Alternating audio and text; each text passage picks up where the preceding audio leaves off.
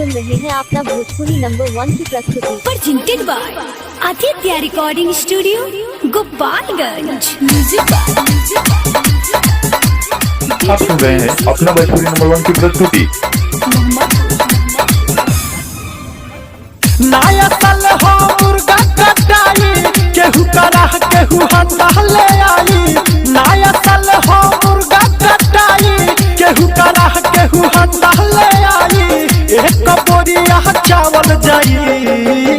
अरे ये boss DJ नहीं बजेगा क्या? अरे बाजी बाजी बाजी। ए फोन करबो हो, कहाँ बड़े डीजे वाला? अरे चाचा, अरे हम बनी हो माई तोरे से तोरे संगे जाए के। ओह, अरे भगवत किनारे तोरा माई के। एक हथरिया दबावल जाई, डीजे पर नाच के पचावल जाई। एक हथरिया दबावल जाई, डीजे पर नाच के पचावल जाई। नया साल हो मुर्गा कटाई, केहू कराह केहू हंडा ले आई। नया साल हो मुर्गा कटाई, केहू कराह केहू हंडा ले आई। एक बोरिया चावल जाई। डीजे का डीजे वासल बड़े है, गैस वाले चल, गैस वाला जल्दी। मारने का नहीं बॉस, ले चलता हूँ। एक हथरिया दबावल जाई, डीजे पर नाच के पचावल जाई। एक हथरिया दबावल जाई, डीजे पर नाच के पचावल जाई। आप सुन रहे हैं अपना भोजपुरी नंबर 1 की प्रस्तुति।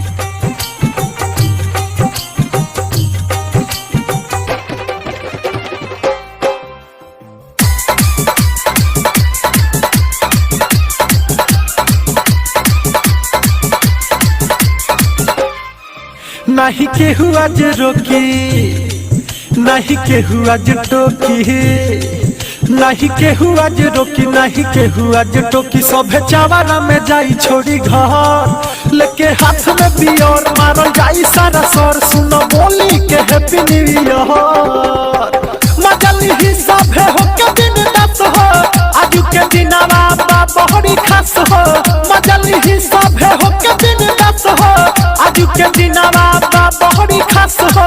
एंटी पार्टी के जरावल जाई। हेलो ए भैया, बात करो, डीजे वाला फोन लाग गई। हेलो हेलो, अरे कहाँ बड़ा मर्द के? अरे सब लड़का उताई बना, जल्दी आवत। अरे बाग मर्द के ट्रैफिक में पपल बने आओ तने। एक हथरिया दबावल जाई, डीजे पर नाच के पचावल जाई। एक हथरिया दबावल जाई, डीजे पर नाच के पचावल जाई। आप सुन रहे हैं अपना भोजपुरी नंबर 1 की प्रस्तुति।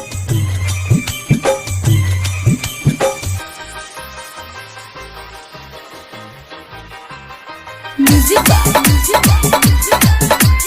डीजे प्रिंस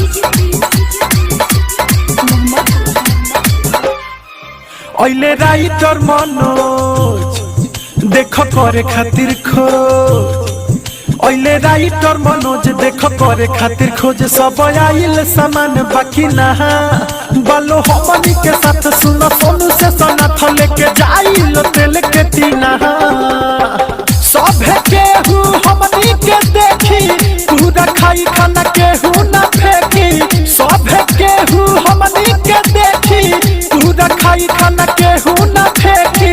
गाना दीपक के बजावल जाई। ले भी ले 100 रुपया दिल बानी, देख तब भगावता हूँ। अरे ठीक बा, केहू ना भगाई तोरा के। सुन, अपना माई से जाके कहो कि 500 रुपया के और नोट देवे के, तबे पार्टी में राखी लो। एक हथरिया दबावल जाई, डीजे पर नाच के पचावल जाई। एक हथरिया दबावल जाई, डीजे पर नाच के पचावल जाई। नया साल हो मुर्गा कटाई, केहू कराह केहू हंडा ले आई। नया साल हो मुर्गा कटाई, केहू कराह केहू हंडा ले आई। एक बोरिया चावल जाई।